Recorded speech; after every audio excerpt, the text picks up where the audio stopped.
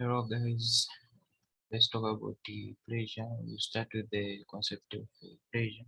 So here basically we will see what is pressure and mathematically how pressure can be expressed.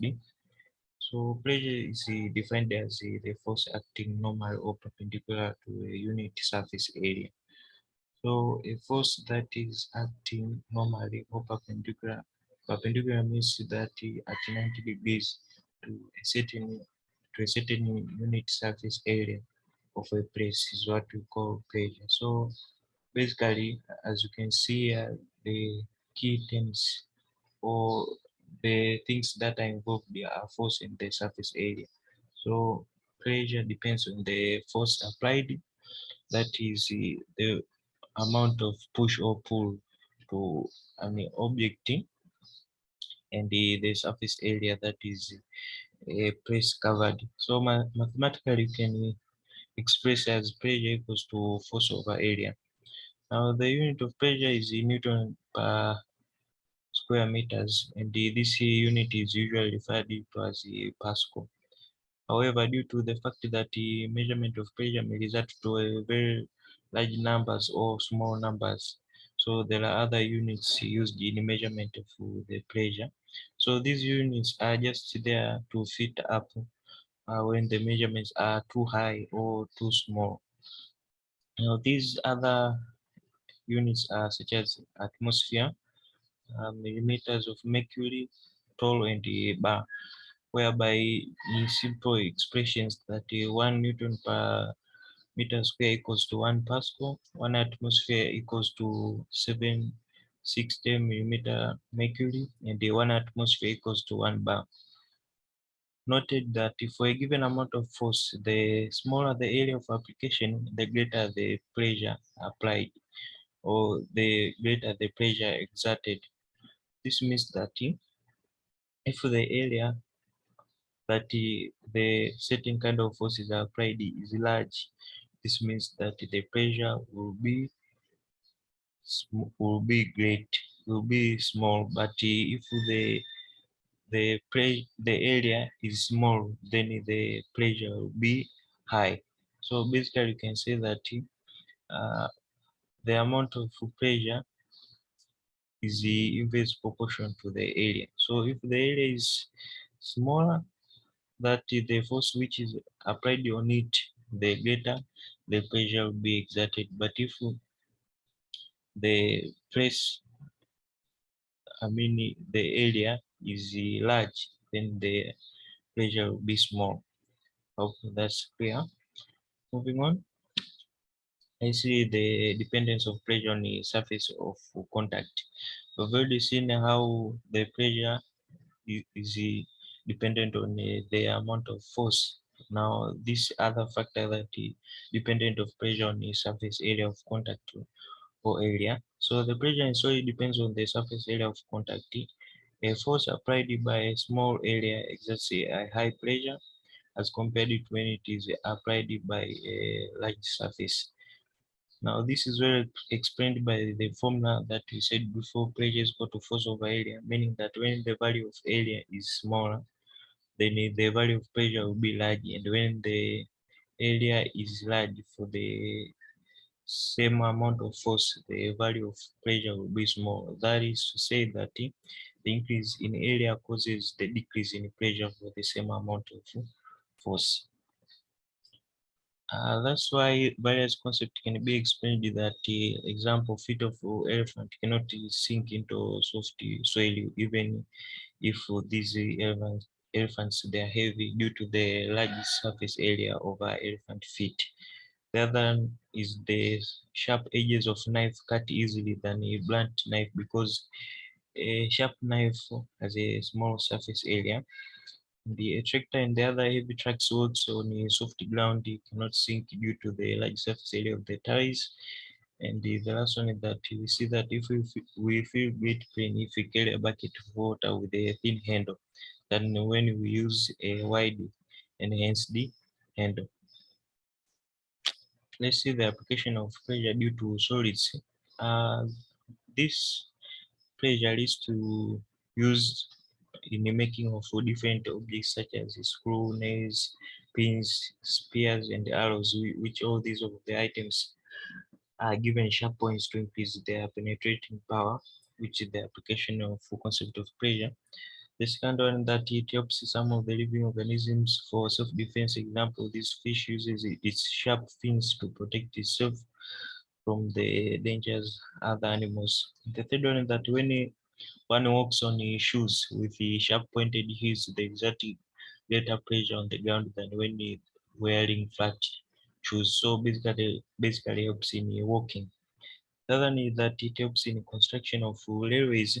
During the construction of railways, wide woods and the concrete sweepers are placed below the railway tracks.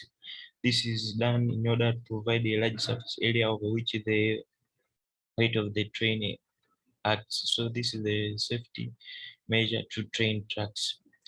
The last one, that buildings are constructed with the wide foundations, which are made that way in order to ensure that the weight of the building acts over the layer surface and makes the building stable. The factors which pressure depends on pressure which is in liquids. A liquid will exert pressure on an immersed object as well as on the walls of the container holding it. Now note that the pressure exerted by the liquids is due to the weight of the liquid. Also, increase in the water level in the liquid also causes the increase in the pressure. Now, as from that few explanation, you can simply say that the pressure at any point in a liquid at rest depends on these factors. The first one is the depth of the liquid, and the second one is the density of liquid. So this can be shown by the general formula as follows: that the pressure, as we said, pressure is equal to force over area, but force is equal to mg, which is mass times gravity. And if you substitute that value, pressure will be equal to mass times gravity over area, but also mass is equal to density times volume. We substitute that value, will be equal to P is equal to density times volume times gravity over area, but also V is equal to cross-sectional area times depth. So if we submit that value, will be equal to pressure equals to density times area times the depth or height times gravity over area. Now the values of areas will be cancelled out. So therefore pressure in liquids is contained is obtained by using this formula as P is equal to density times height times gravity, whereby P as the short forms that P is equal to pressure, log that is the density of liquid, H the depth or level of the liquid, and G the acceleration due to gravity. The characteristics of pressure in liquids as follows: that as the pressure in a liquid increases with the depth, so if the depth increases, also the pressure increases. But if the depth lowers, then also the pressure decreases. The second one is that pressure in a liquid acts equally in all directions. Doesn't work that in this direction will be different to the other direction. The third one, that pressure in a liquid increases with the increase in the density of the liquid. This means that the pressure is direct proportional to the density. So if the pressure is increased, then the density is increased. But if the density is lowered, then also the pressure is lowered. So this, the third point, is the one that explains why mercury exerts more pressure than any equal volume of water, simply because the mercury is denser than water. Let's see the principle for hydraulic pressure. The hydraulic pressure, this is the simple device that works under the Pascal's principle of transmission of pressure. It contains a small piston on the other side and a large piston on the other side. Now the force is applied to a small piston and the pressure is transmitted to the larger piston through the fluid inside it. Now, according to the Pascal's principle, the pressure is exerted equal to the large piston, which is then converted to a large amount of force. as the Pascal's principle states that an external pressure applied to the surface of enclosed liquid will be transferred equally throughout the liquid. This means that uh, an external pressure exerted to a certain kind of a point in a liquid will be transferred equally throughout the liquid to be obtained in the other point of that hydraulic pressure. So from the Pascal's principle, we can get the formulas. P1 is equal to P2. That means that the pressure exerted on the first piston will be exerted the same in the second piston. That pressure is said if pressure is equal to force over area. So F1 over area 1 is equal to F2 over area 2, or F2 over area 2 is equal to F1 over area 1.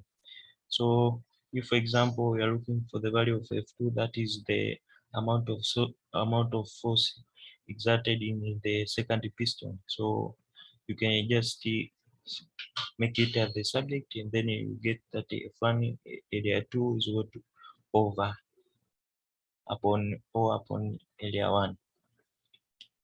Application of hydraulic presses are these are used in industries to express bulk items or to transport these bulk items.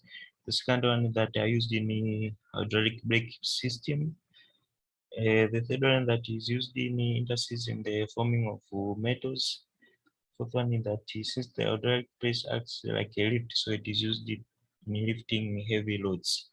And the last one is that measuring the pressure of liquids using a manometer, which a manometer is the device for measuring pressure, commonly the gases.